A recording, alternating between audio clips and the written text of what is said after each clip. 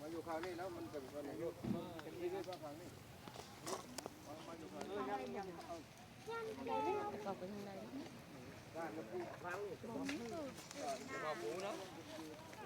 เชื่อจูอยู่หน้าเชื่อคำลาแล้วนะกันจู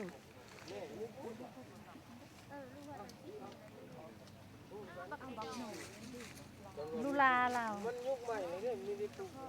สบายดีพี่น้องสุขสการพอเท่าเพลงพอผู้ขาพี่น้องหมดภาษาแล้วรักปัจจุบันธรรมดาชื่อพาทิโร่อันนี้เขาคนแล้วไปเที่ยวไปสวรรค์ไปสวรรค์ไปกันทิโร่ผ่านทิโร่เหลือไปเพื่อนสวรรค์นี่ผ่านเอากูเข้านำน่าเป็นยังไงจับเอาได้เลย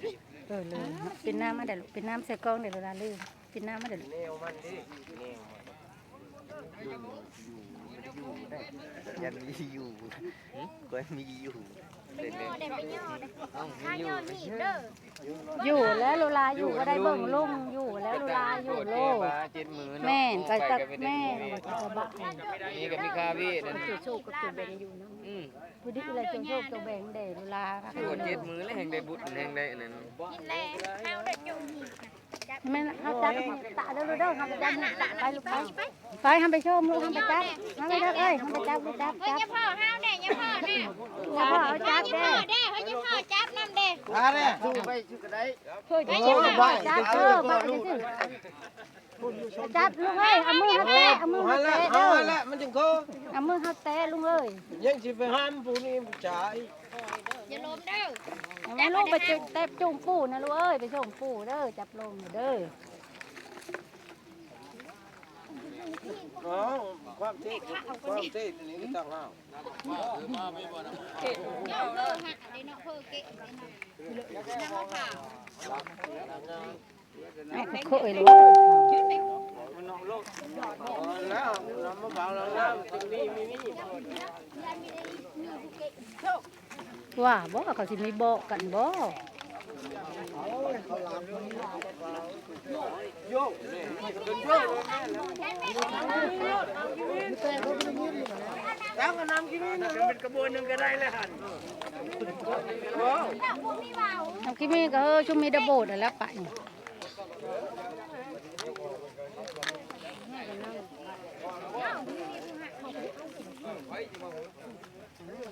โอ้โหก็ได้นะใช่จะได้โหดปะรถโทรศัพท์นะที่มีโหดนะมันนี่มีผู้โหดนะน้ำกินนี่นะไปน้ำที่มีนั่นยังอยู่นอกนี่นั่นนี่ก็มีทางอ้อนี่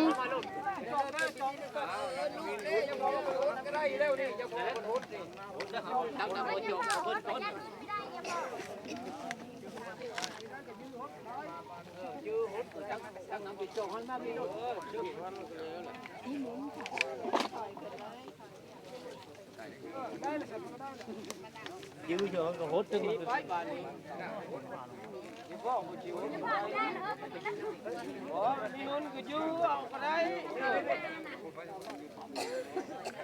ส้มไปเด้อ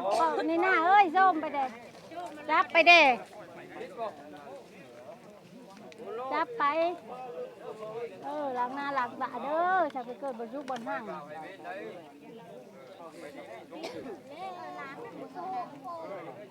ว้าวเป็ดอยู่เดี๋ยวเราก็ว้าวเป็ดอยู่แบบนี้หน่อยเราก็ว้าวเป็ด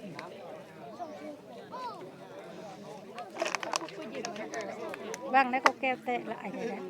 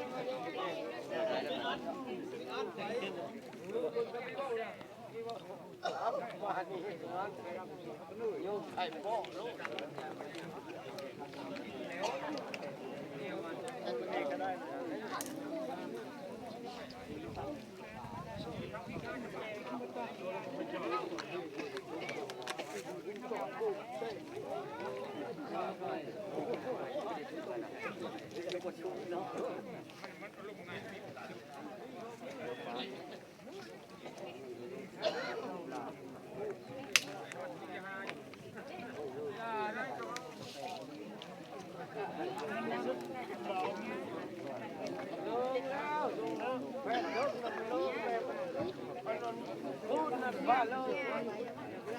เนาะโอ้ตัวนั้นเฮ้ยเฮ้ย น้ำหยาดบ่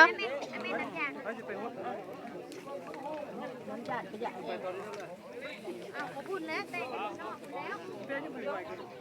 มันเป็นดาวด้วยไม่เข้าไป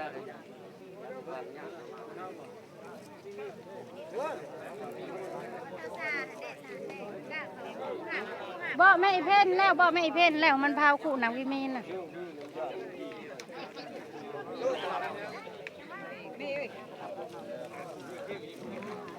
น้ำยาลูกนี่น้ำยาเด้อลูก